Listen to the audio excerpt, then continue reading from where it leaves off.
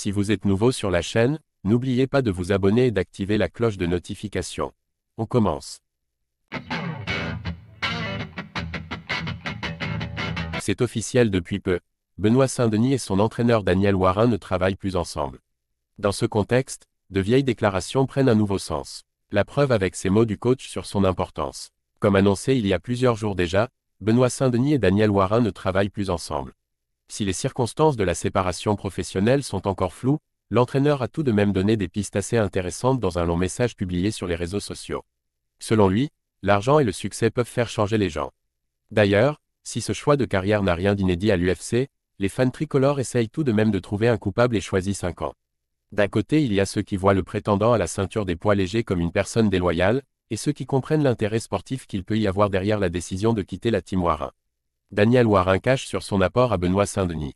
En tout cas, dans ce contexte, il y a des paroles passées qui prennent un autre sens.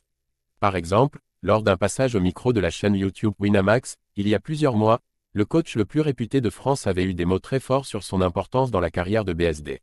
Pourra-t-il conserver ce niveau sans lui? Je ne peux pas effacer ce que j'ai fait dans l'histoire du MMA. Parce qu'en France, personne ne l'a fait. Je ne suis pas arrivé au sommet hier, j'ai été un coach renommé avant de travailler avec Benoît Saint-Denis. Benoît, j'ai réussi à le ramener au sommet. C'est un gars qui a des grosses qualités sportives, mais je dirais aussi qu'il a eu de la chance de me rencontrer. Daniel Warin était sûr de lui à l'époque. Il a amené Benoît Saint-Denis au sommet à l'UFC et il a été une véritable chance dans la carrière de l'ancien des forces spéciales. Warin a travaillé avec des légendes brésiliennes, il connaît le MMA par cœur, il est donc impossible de minimiser son impact dans le beau parcours de BSD. Reste désormais à savoir comment ce dernier va rebondir maintenant qu'il est seul dans sa quête d'or.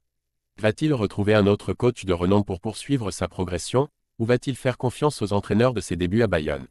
La réponse sera au plus tard à Paris en septembre, où il sera particulièrement scruté. Daniel Warin se voyait comme une chance pour Benoît Saint-Denis, mais ce dernier n'était plus forcément d'accord. Il va arriver à un tournant de sa carrière, à lui de prendre les bonnes décisions pour atteindre les sommets.